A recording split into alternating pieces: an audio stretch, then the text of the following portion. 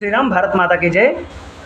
పైత్య సిద్ధాంత భగవద్గీత అంటే అదే త్రైత సిద్ధాంత భగవద్గీత. నేను ముద్దుగా పైత్య సిద్ధాంత భగవద్గీత అని పిలుస్తాను. కృష్ణుడు దేవుడా భగవంతుడా పైన ఎలా పెట్టి లోన ఎలా ఉండే బొక్కలోనే చూపిస్తాను. అలాగే హిందువుకి హిందూ అని రాశాడు జఫాగాడు.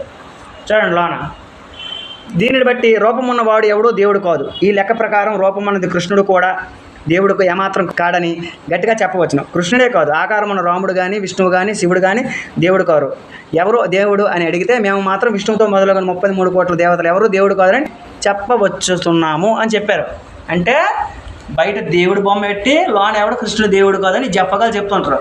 చివరి పేజీ చూస్తే అంటే వీడికి ఈ పుస్తకానికి డబ్బులు ఇచ్చి కొట్టించిన దాతలు ఖుదా ఇస్లామిక్ స్పిరిచువల్ సొసైటీ, సువార్త క్రైస్తవ సంఘం.